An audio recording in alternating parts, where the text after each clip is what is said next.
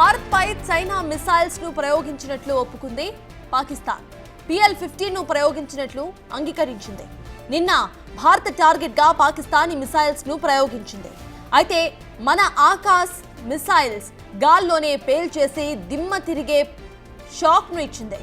PL-15 missiles కు సంబంధించిన శకలాలు సైతం లభ్యమయ్యాయి.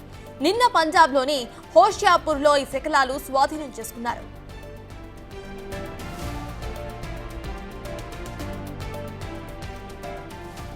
పాకిస్తాన్ మొత్తం కూడా చైనాపైనే ఆధారపడి కనిపిస్తోంది.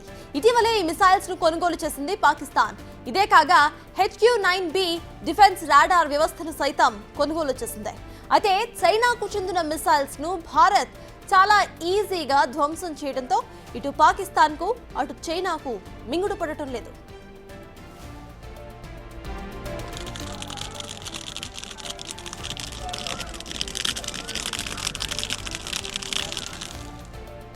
PL-15 మిసైల్స్ పై పాకిస్తాన్ భారీ ఆశలు పెట్టుకుంది. ఇది DRDO అభివృద్ధి చేసిన అస్త్రకు సమానంగా పనిచేస్తుందని భావించింది పాక్. ఇది బియాండ్ విజువల్ రేంజ్ మిసైల్ కావడంతో అన్ని దేశాలు కూడా ఈ మిసైల్ పర్ఫార్మెన్స్ పై ఆసక్తిగా ఎదురు చూస్తూ వచ్చాయి.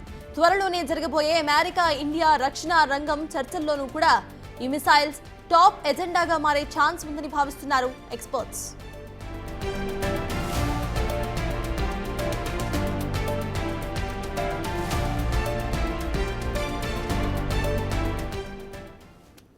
ఇక భారత్ పై ఇటు పాకిస్తాన్ పూర్తిగా కూడా చైనా మిసైల్స్ ను ప్రయోగిస్తూ పూర్తిగా చైనా మీదే ఆధారపడి కనిపిస్తోంది. దీనికి సంబంధించిన పూర్తి అప్డేట్స్ మా ప్రతినిధి శివ అందిస్తారు.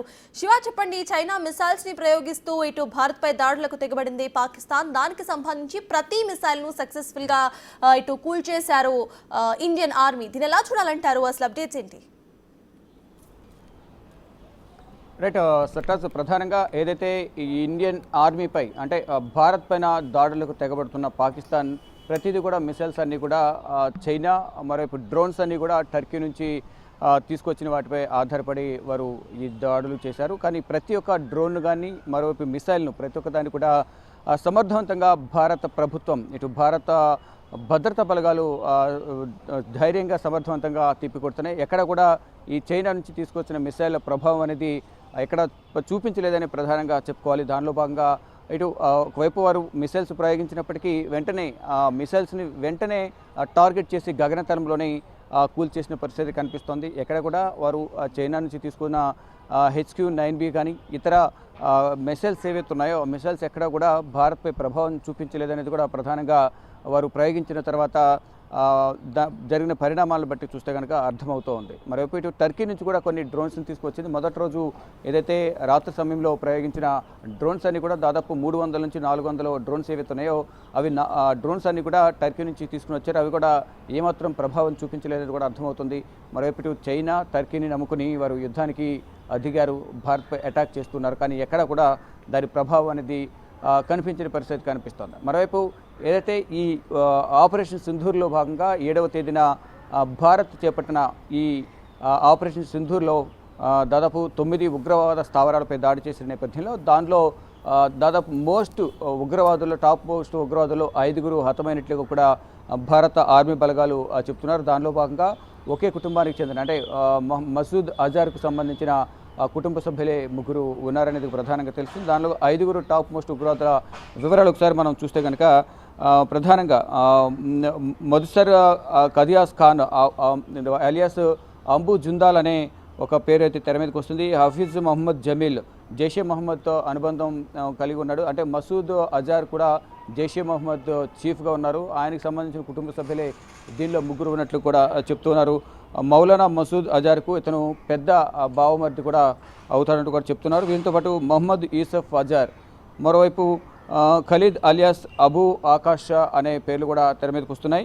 మొత్తం 5 మహమ్మద్ హసన్ ఖాన్ జైషే మహమ్మద్తో అనుబంధం కలిగి ఉన్న వ్యక్తిగా కూడా చెప్తున్నారు. అంటే 5 మొత్తం ఉన్న 5 టాప్ మోస్ట్ వాంటెడ్ ఉగ్రవాదులు 5 ఉగ్రవాదులు కూడా దీంట్లో హతమయ్యారంటూ కూడా చెప్తున్నారు. ఎక్కడికక్కడ ఉగ్రవాదులను టార్గెట్గా చేసుకుని భారత్ దాడులు చేస్తుంటే ఇటు పాకిస్తాన్ మాత్రం సాధారణ ప్రజలు, హిందువులు, ఆధ్యాత్మిక కేంద్రాలు, మరోవైపు హిందూ దేవాలయ టార్గెట్గా చేసుకుని వారు దాడులు చేస్తున్న పరిస్థితి కనిపిస్తుంది. దానిలో భాగంగానే వారి దగ్గర బలం లేకపోయినప్పటికీ ఇతర దేశాల మీద ఆధారపడి ఇటు టర్కీ కానీ చైనా మీద ఆధారపడి యుద్ధానికి దిగుతున్న పరిస్థితి కనిపిస్తుంది. కానీ వాళ్ళు చేస్తున్న దాడులు మాత్రం ఎక్కడికక్కడ విఫలమవుతున్న పరిస్థితి కనిపిస్తోంది. అంటే రాత్రి సమయంలో టార్గెట్ చేసుకుని సామాన్య ప్రజలను టార్గెట్ చేసుకుని సైనిక స్థావరాలే టార్గెట్గా ఈ దాడులకు తెగబడుతుంది పాకిస్తాన్. కానీ ఎక్కడికక్కడ వారు చేసిన దాడిని వెంటనే సమర్థవంతంగా భారత ప్రభుత్వం తిప్పికొడుతున్న పరిస్థితి కనిపిస్తుంది. ఇటు వాయుసేన కానీ త్రివిధ దళాలు కూడా ఎక్కడికక్కడ సంయుక్తంగా దీన్ని తిప్పికొడుతున్న పరిస్థితి కనిపిస్తుంది. మొత్తంగా చూసుకుంటే ఏ ఒక్క డ్రోన్ కూడా సక్సెస్గా భారత్పై దాడి చేయగలదు అనేది నిరూపించలేని పరిస్థితుల్లో పాకిస్తాన్ ఉంది. ఎక్కడ కూడా అంత ప్రభావం చూపించిన దాఖలాలు కూడా ఎక్కడ కనిపించలేదు. అంటే చైనాకు సంబంధించిన మిసైల్స్ వాడేమో చైనా మా వెనుకుందంటూ కూడా వారు చెప్పుకుంటున్నప్పటికీ కూడా చైనాకు సంబంధించిన ఏ మిసైల్ కూడా అనుకున్నంత ప్రభావం అనేది భారత్పై చూపించలేకపోయింది. కానీ కొన్ని చోట్ల డ్రోన్స్ అనేవి కొంత ఇళ్లపై దాడి చేయడంతో ఇళ్లపైన పడిన నేపథ్యంలో అవి కొంత శిథిలావస్థకు చేరాయి. ఇళ్ళు కొన్ని దెబ్బతిన్నాయి పాక్షికంగా, మరికొన్ని కార్లు కానీ ఇతర వాహనాలు కూడా కొంత దెబ్బతిన్నాయి. కొన్ని ఆకాశంలోని గగనతరంలోని పేల్చేయడంతో అవి పంట పొలాల్లో పడడం, కొన్ని పంట పొలాల్లో ఎఫెక్ట్ చూపించిన పరిస్థితి కనిపిస్తోంది. మొత్తంగా చూసుకుంటే పాకిస్తాన్ ఏదో ఒక విధంగా భారత్కు నష్టాన్ని చేకూర్చాలని భావిస్తున్న నేపథ్యంలో వారు డ్రోన్స్, మిసైల్స్, ఫైటర్ జెట్లు ప్రయోగించి భారత్పై దాడులు చేస్తున్నాయి. ఆ దాడులను భారత్ కూడా గట్టిగానే సమర్థవంతంగానే మన దగ్గరున్న యాంటీ డ్రోన్ సిస్టమ్ ద్వారా వాటిని అన్ని కూడా మొత్తం నిర్వీర్యం చేస్తూ ఆకాశంలోనే వాటిని కూడా పేల్చేస్తూ ధీటుగా సమర్థవంతంగా బదులిస్తుందని చెప్పాలి. Right, thank you Shiva. CS మొత్తానికి